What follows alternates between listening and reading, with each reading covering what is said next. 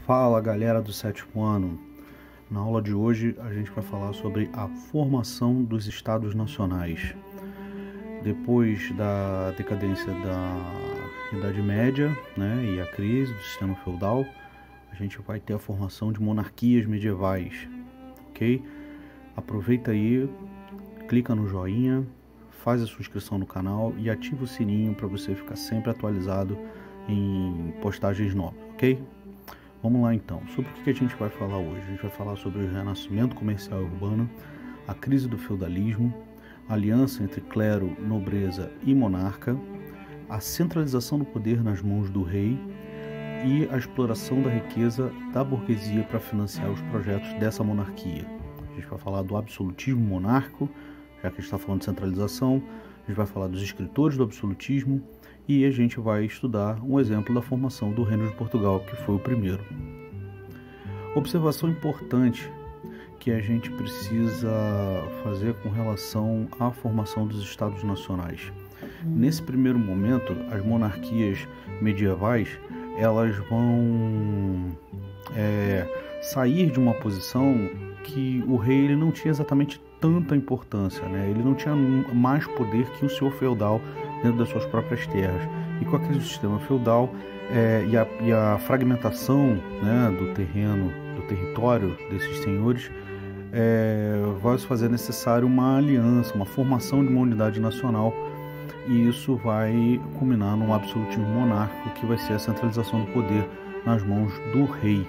A Idade Média, então, os poderes do rei vão se restringir basicamente às terras que estavam sob seu domínio, E após o renascimento comercial urbano e a crise do feudalismo, você vai observar a centralização do poder nas mãos da monarquia.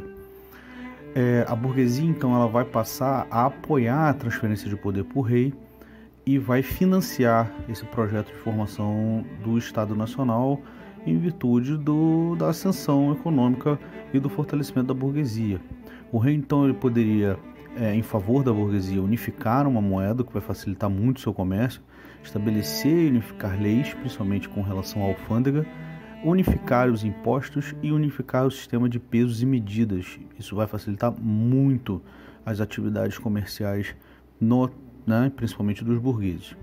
O absolutismo monárquico, os monarcas eles viram na aliança com a burguesia a oportunidade de recuperar sua esfera de influência junto aos aristocratas, ou seja, os nobres e os clérigos. Quem são os clérigos? São os membros da Igreja Católica. Vai haver uma aliança do rei com a burguesia. O Estado absolutista vai ter o apoio nos negócios da burguesia, vai apoiar, e ele vai ter como agente ali que vai trabalhar para o rei, a nobreza e a Igreja Católica. A nobreza vai ser a rede de cobrança de impostos, rede de privilégios, defesa militar, e a igreja vai, através dos discursos, das missas, dos sermões para o resto da população, vai legitimar o poder desse rei, que vai explorar a mão de obra do povo, dos camponeses, dos artesãos, dos trabalhadores livres, e também lucrar com a taxação em cima do trabalho, do comércio da burguesia. Durante o absolutismo vão surgir alguns autores, alguns pensadores nobres que vão escrever obras que vão justificar o poder desses reis. O Nicolau Maquiavel, que é o primeiro exemplo aí, ele escreve a sua obra chamada O Príncipe, e ele tem como frase principal, marcante, os fins justificam os meios. Ele defende certa tirania dos reis. O rei é melhor que ele seja temido do que ser amado, governe com força, Thomas Hobbes, que é outro pensador, escreveu um livro chamado Leviatã. Ele tem como frase principal: o homem é o lobo do próprio homem. Ele diz que o homem ele nasce, ele é mau por natureza, ele nasce bom, mas ele vai se corrompendo ao longo do tempo e tem pela ânsia, a ambição pelo poder, corromper outros homens. Jean Bodin, que escreve a teoria da autonomia do Estado, ele diz que o rei reina porque é da vontade de Deus, então só a Deus ele deve explicações. Ele justifica a centralidade do poder nas mãos do rei, segundo o argumento do direito divino dos reis. A gente vai ver um outro autor, né, um outro autor do absolutismo, que justifica o absolutismo, que vai dizer isso, que é Jacques Bossuet, né, da teoria divina dos reis. Né? Ele afirma um rei, uma fé, uma lei. Né? É uma justificativa da centralização dos poderes do Estado nas mãos de um único monarca, quando na verdade esse monarca ele está sendo ali legitimado por um discurso do clero e também por uma ação, né, aristocrata, burocrática, né, dessa nobreza que agora precisa da unidade para manter os seus privilégios.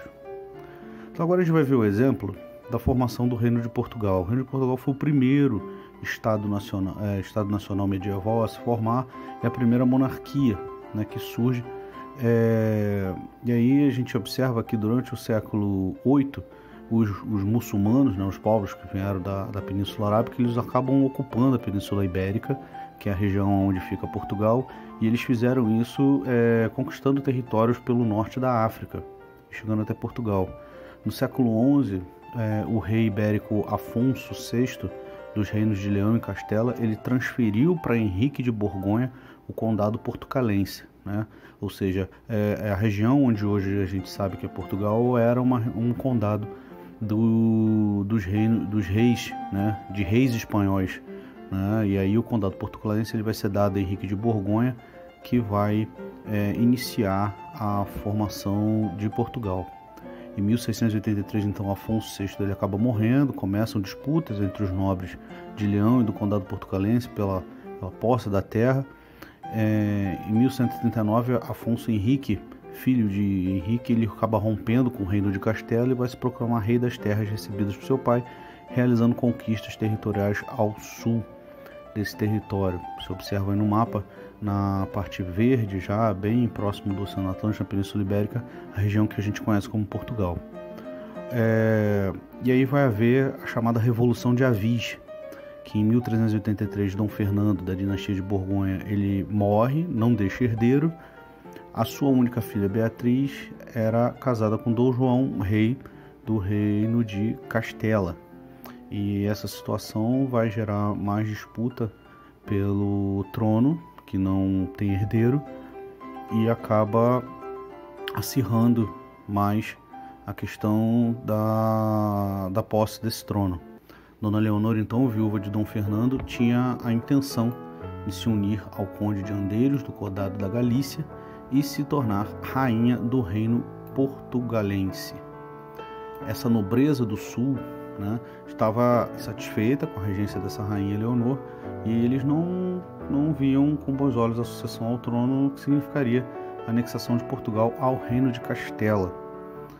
E aí consolida-se a Revolução de Avis, quando o rei de Castela, Dom João, ele vai a Portugal, assume a regência do trono, porém a população de Lisboa apoiou o mestre de Avis, né, irmão bastardo de Dom Fernando, mestre da casa de Avis, Dom João. E aí vai haver a posse, né, em definitivo, do trono português e a formação do Estado Nacional Português. A Revolução de Avis vai ser um movimento armado que provocou a fuga da rainha Leonor e a morte do conde de Andeiros. Esse conflito, que ficou conhecido como a Batalha de Aljubarrota, foi vencido pelos partidários do mestre de Avis e ele foi coroado então Dom João I, rei de Portugal. Ok? Assim vai iniciar a saga, né, a história da formação da monarquia medieval portuguesa através da Revolução de Avis, onde Dom João ele consegue reunir em seu favor os setores mais influentes da sociedade portuguesa, né, como a nobreza, os comerciantes, né, a burguesia, e ele estabeleceu as bases para uma estabilidade que foi fundamental para possibilitar a consolidação da independência e expansão de Portugal como uma monarquia medieval. Ok? Então, galera, ficamos por hoje aqui nessa aula sobre a formação dos Estados Nacionais com um exemplo do Estado Nacional Português, tá? E agora é hora de você praticar. Eu vou deixar disponível para você um link com uma atividade referente à aula de hoje, tá? Eu vou deixar na página do Facebook lá da escola e você vai preencher, ok? E vai enviar para mim que eu vou corrigir de volta para vocês, ok? Não fiquem com dúvidas, qualquer dúvida é só entrar em contato comigo, tá bom? A gente vai ficando por aqui. Qualquer coisa, estarei disponível no meu perfil do Instagram e também no meu perfil do Facebook, ok? Um abraço para vocês, um beijo nas crianças e até a próxima. Fui!